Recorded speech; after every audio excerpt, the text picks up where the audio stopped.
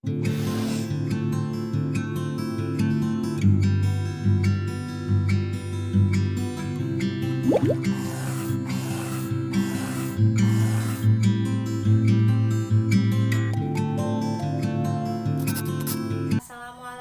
warahmatullahi wabarakatuh. Selamat pagi. Gimana kabarnya anak-anak? Semoga semuanya dalam keadaan sehat dan dalam lindungan Allah Subhanahu wa taala. Perkenalkan, nama Ibu Adisaul Ulah.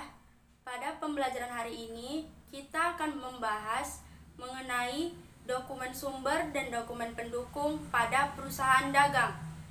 Nah, sebelum itu, Ibu ingin mengingatkan kembali kepada kalian untuk mengisi absen yang ada di link Google Form yang sudah Ibu share ke grup WhatsApp. Jika kalian tidak dapat mengisi absen dikarenakan kendala jaringan, segera beritahu di grup WhatsApp. Sekarang, Ibu harap kalian sudah mempersiapkan alat tulisnya masing-masing. Walaupun kita tidak melakukan pembelajaran secara langsung atau tatap muka, melainkan secara daring, Ibu harap ini tidak mengurangi rasa semangat kalian dalam melakukan pembelajaran hari ini. Nah, sekarang Ibu akan menjelaskan tujuan pembelajaran kita hari ini. Yang pertama yaitu siswa dapat menjelaskan pengertian dokumen sumber dan dokumen pendukung pada perusahaan dagang dengan baik dan benar. Kedua, siswa dapat menjelaskan jenis dokumen sumber dan syarat pembayaran barang. Ketiga, siswa dapat mengelompokkan dan mengidentifikasikan apa saja dokumen sumber dan dokumen pendukung pada perusahaan dagang. Baik, pada pembelajaran hari ini, Ibu akan menjelaskan mengenai dokumen sumber dan dokumen pendukung pada perusahaan dagang. Kalau sebelumnya kalian sudah mempelajari tentang perusahaan jasa, maka di bab selanjutnya ada perusahaan dagang. Nah, materi awalan dari perusahaan dagang ini ada dokumen sumber dan dokumen pendukung. Nah, sebelum itu kalian harus tahu nih, apa itu perusahaan dagang. Jadi, perusahaan dagang ialah perusahaan yang memiliki kegiatan utamanya yaitu membeli barang dari supplier atau pemasok, lalu menjualkannya kembali kepada pelanggan atau konsumen tanpa merubah sifat dan wujud dari barang tersebut. Jadi, barang yang sudah dia beli langsung dijual kembali kepada pelanggan tanpa merubah bentuk dari barang tersebut. Lalu, apa sih perbedaan antara perusahaan jasa dan perusahaan dagang? Perbedaannya ada pada kegiatan utamanya.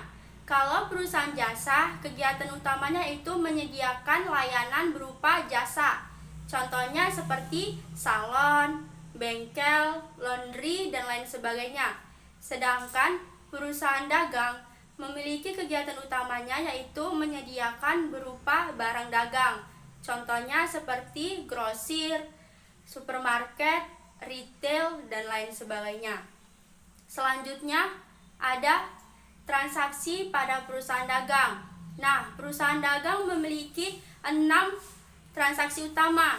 Yang pertama ada pembelian, yang kedua penjualan, ketiga retur pembelian, keempat retur penjualan, kelima penerimaan kas, keenam pengeluaran kas. Nah, dalam setiap transaksi yang dilakukan oleh perusahaan, baik perusahaan jasa, dagang ataupun manufaktur, pasti ada bukti atau dokumen transaksi. Nah, dokumen transaksi ini dibagi menjadi 2. Yang pertama, dokumen sumber, dan yang kedua, dokumen pendukung. Dokumen sumber merupakan dokumen utama yang digunakan sebagai dasar pencatatan transaksi ke dalam jurnal atau buku pembantu. Sedangkan dokumen pendukung merupakan dokumen yang melampiri dokumen sumber sebagai bukti sahihnya transaksi yang direkam dalam dokumen sumber tersebut. Contohnya, seperti pada jurnal penjualan. Biasanya kita mengeluarkan dokumen sumber berupa faktur. Nah, dokumen pendukungnya yaitu surat muat. Lalu ada laporan penerimaan barang dan surat order pengiriman barang. Nah, Dokumen pendukung ini merupakan lampiran dari faktur yang digunakan sebagai bukti sahihnya transaksi yang direkam dalam faktur tersebut. Berikut merupakan contoh-contoh dari dokumen sumber dan dokumen pendukung. Nah, bisa kalian lihat dan baca di slide yang sudah Ibu tampilkan bahwa pada transaksi penjualan. Nah, dokumen sumbernya yaitu faktur penjualan dan dokumen pendukungnya ada surat order pengiriman, laporan pengiriman barang, dan surat muat. Selanjutnya pada contoh transaksi retur penjualan. Dokumen sumbernya yaitu nota kredit dan dokumen pendukungnya yaitu laporan penerimaan barang dan seterusnya yang bisa kalian baca dan lihat di slide berikut ini. Selanjutnya ada jenis-jenis dari bukti transaksi pada perusahaan dagang. Yang pertama yaitu kwitansi, kedua ada cek, ketiga ada bilet giro, keempat ada faktur, kelima nota debit, 6 nota kredit, ketujuh nota kontan. Baik, itu tadi merupakan jenis-jenis dari bukti transaksi pada perusahaan dagang. Selanjutnya kita masuk pada syarat pembayaran barang. Nah, dalam transaksi pada perusahaan dagang yang dilakukan secara kredit, kita sering melihat adanya syarat pembayaran barang ini. Syarat pembayaran barang ini merupakan perjanjian antara penjual dan pembeli yang berkaitan dengan pemberian potongan, jangka waktu pembayaran, dan jumlah potongan dalam suatu transaksi jual beli barang. Nah, syarat ini memiliki berbagai macam. Namun di sini Ibu hanya menjelaskan beberapa saja. Nah, yang pertama ada N/30. Ini merupakan jatuh temponya pembayaran. Artinya pelunasan pembayaran dilakukan paling lambat 30 hari setelah transaksi. Contohnya, kita melakukan transaksi pada tanggal 1 November 2019. Maka 30 hari setelah transaksi yaitu jatuh pada tanggal 30 November 2019. Dan jika pembeli lewat dari tanggal tersebut membayarkan barangnya, maka akan dikenakan denda. Besarnya denda sesuai dengan kebijakan perusahaan masing-masing. Selanjutnya ada 2/10 N/30. Artinya, jika pembayaran dilakukan dalam jangka waktu 10 hari setelah transaksi, maka pembeli akan mendapatkan potongan sebesar 2% dan jatuh temponya atau batas akhir pembayarannya yaitu 30 hari setelah transaksi. Nah, contohnya seperti kita melakukan transaksi pada tanggal 1 Januari 2019. Maka 10 hari setelah transaksi yaitu tanggal 11 Januari 2019. Jika pembeli membayarkan dari tanggal 1 ke tanggal 11, maka pembeli akan mendapatkan potongan pembelian sebesar 2%. Dan jika lewat dari tanggal tersebut, maka pembeli tidak akan mendapatkan potongan. Dan batas waktu pembayaran yaitu 30 hari setelah transaksi. Jika lewat, maka pembeli akan dikenakan denda. Selanjutnya ada 2/10, 1/15, N/30. Ini penjelasannya sama seperti tadi. Nah, jadi jika pembayaran dilakukan dalam jangka waktu 10 hari, maka pembeli akan mendapatkan potongan sebesar 2%. Dan jika pembeli melakukan pembayaran dalam jangka waktu 15 hari, maka pembeli akan mendapatkan potongan sebesar 1%. Dan jatuh temponya atau batas akhir dari pembayaran yaitu 30 hari setelah transaksi.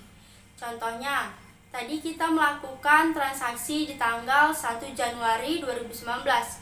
10 hari setelah transaksi yaitu di tanggal 11 Januari 2019.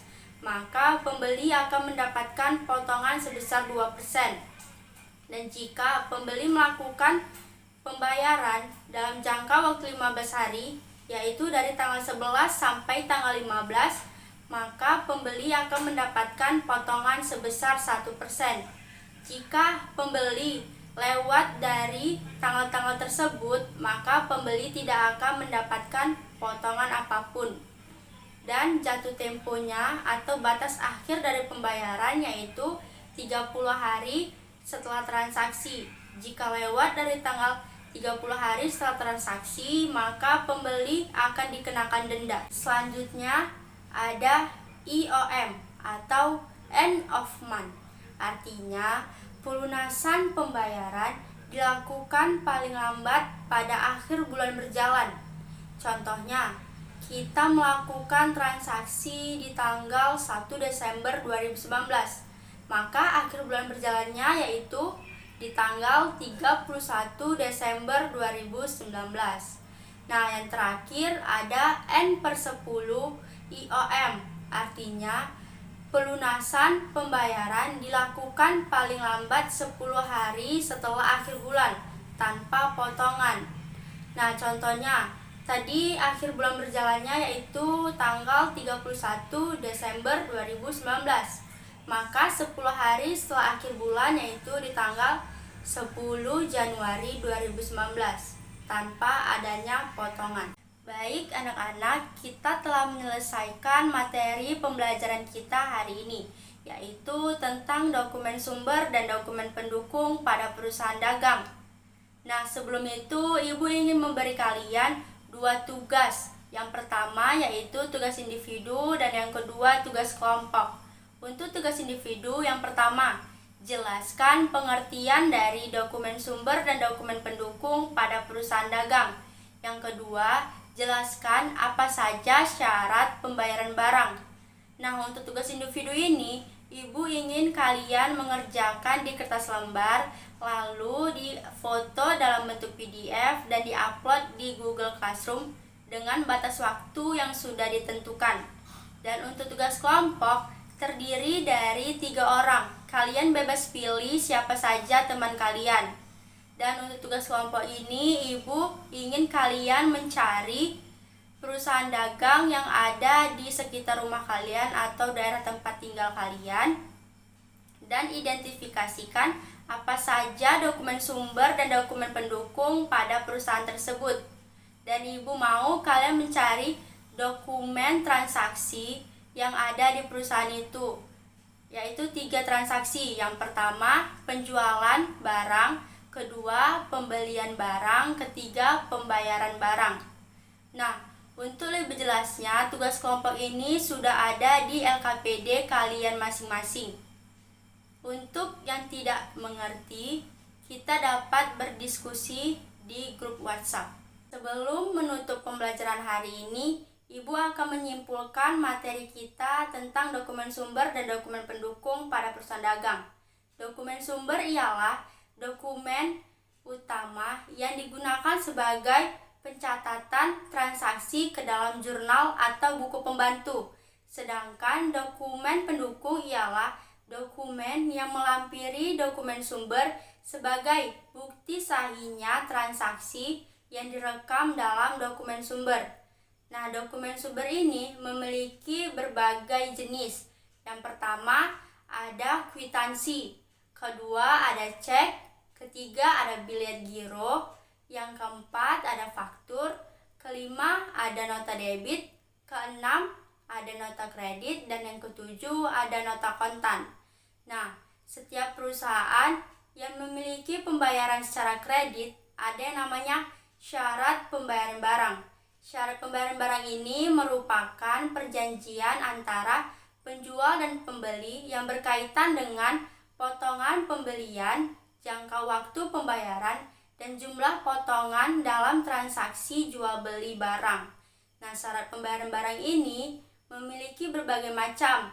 Yang pertama ada N/30, yang kedua ada 2/10 N/30, yang ketiga ada 2/10 1/15 N/30, yang keempat ada IOM atau end of month, yang kelima ada N/10 IOM. Baik anak-anak, kita akhiri pembelajaran kita hari ini dengan mengucapkan hamdalah, alhamdulillahirabbil alamin. Ibu harap kalian dapat mengulang lagi materi yang sudah Ibu jelaskan hari ini di rumah. Dan tetap jaga kesehatan dengan mematuhi protokol kesehatan dengan mencuci tangan dan selalu menggunakan masker. Ibu akhiri, Assalamualaikum warahmatullahi wabarakatuh.